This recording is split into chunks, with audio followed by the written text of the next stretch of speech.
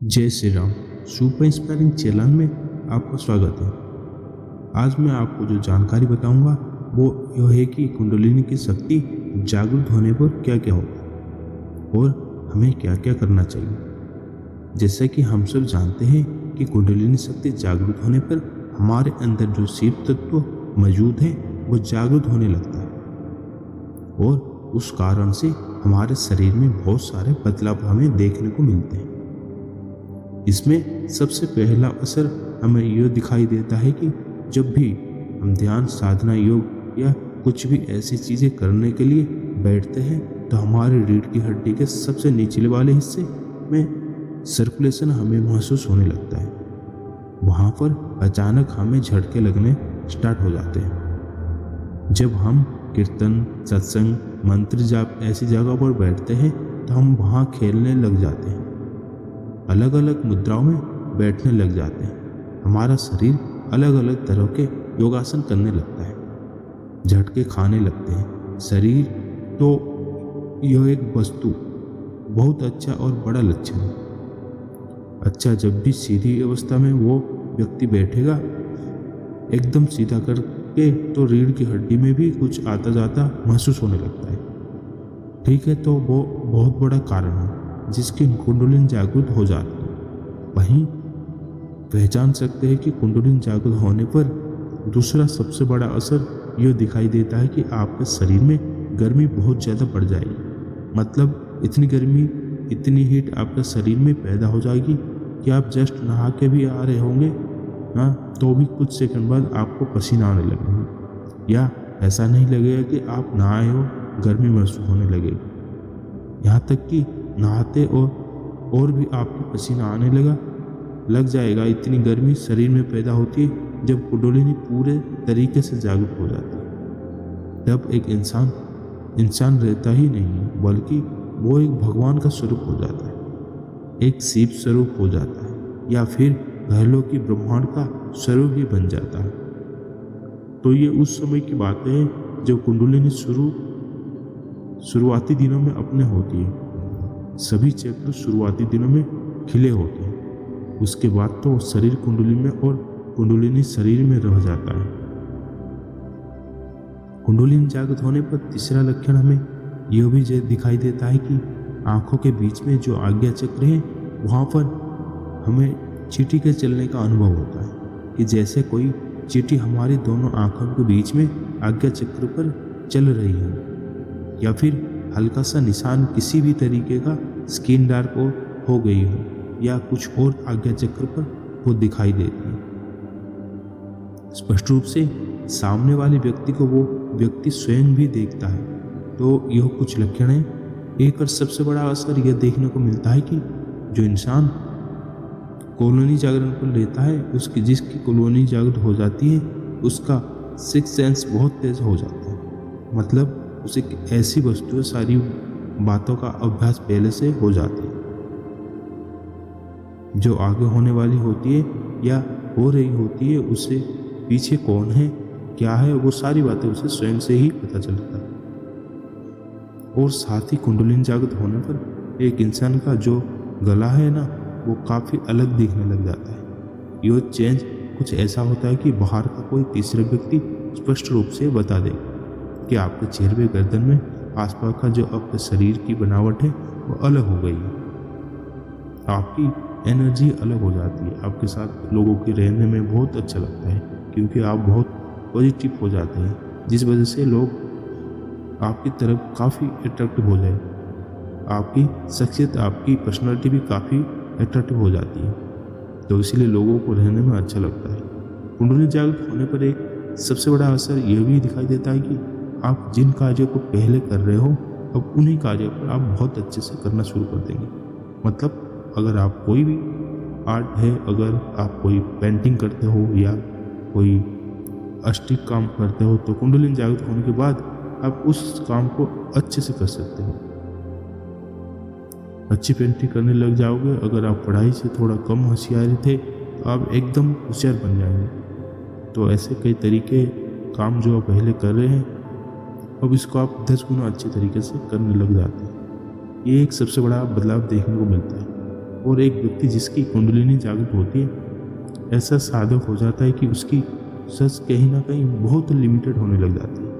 बहुत ज़्यादा चीज़ों का लालच करना नहीं है, उसको जितनी चीज़ों का ज़रूरत है वो केवल उतना ही उन चीज़ों के बारे में सोचता है।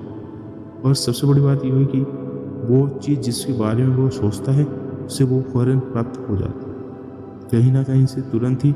ऐसा भी नहीं है कि देर तुरंत, उसके पीछे रीजन ये है कि जब एक साधक की कुंडल जागृत हो जाती है तो वो सीधा सीधा ब्रह्मांड की ऊर्जा के साथ कनेक्शन हो जाता है, स्वयं ब्रह्मांड का स्वरूप बनने लग जाता है।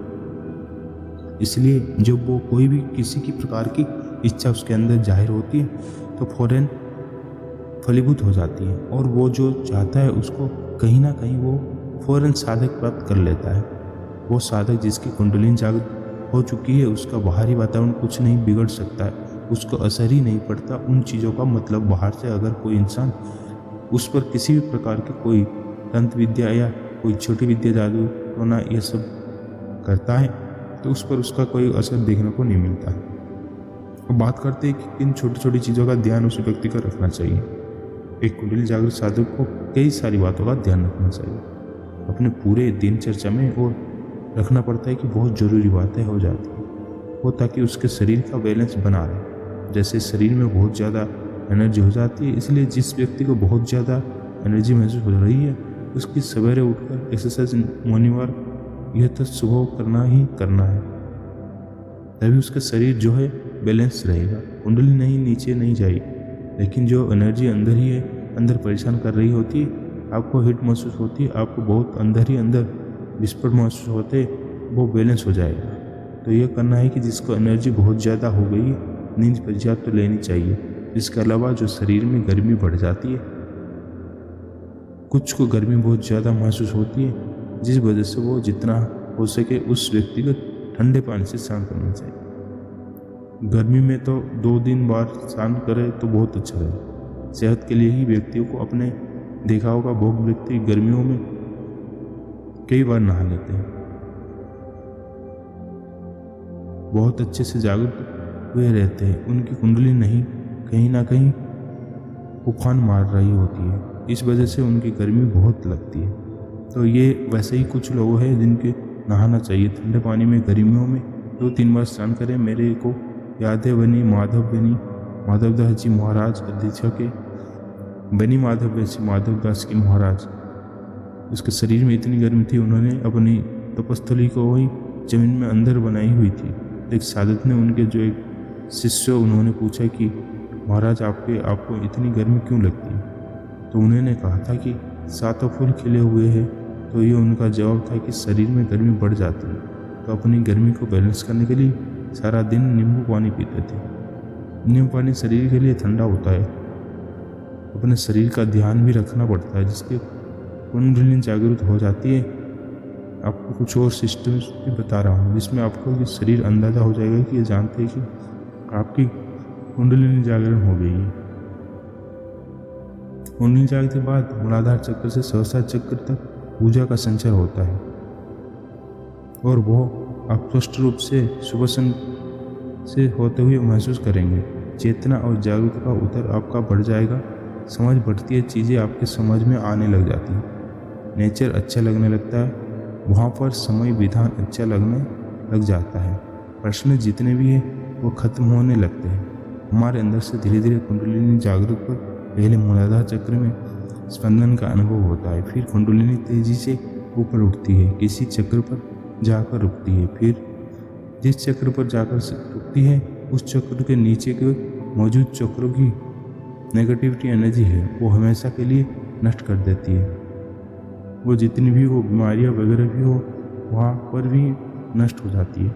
जब कुंडलिनी ऊपर की ओर उठती है तो उसके स्पष्ट होता है कि जिसे हम नाद कहते हैं, व्यक्ति वहीं भी ना किसी तरह से डमरू कुछ घंटे की जैसे मंदिर का घंटा होता है, बड़े वाला का मतलब वो या नाद की ध्वनि सुनाई देने लगती है। वो बांसुरी भी हो सकती है, रौना भी हो सकता है। पहाड़ों में जो हवा चलती है वैसे तो ये आज सुनाई देने लग जाते, बाद में फिर प्रकाश होता है। धीरे धीरे उस व्यक्ति को ऊपर प्रकाशी व्यक्त रूप से महाबिंदु तक कुंडलिनी जागृत हो तो स्टेज की कुंडलिनी जागृत के बाद नाद और प्रकाश और दर्शन को कुंड जागने के बाद क्या होता है, उसके बारे में मैंने आज आपको बताया। तो आशा करता हूँ आज की जानकारी आपकी अच्छी लगी हो और आपके यह काम आएगी जानकारी। अगर आपको ये वीडियो पसंद आया है तो हमारी वीडियो को लाइक करना है और चैनल को आप सब्सक्राइब भी ज़रूर करें।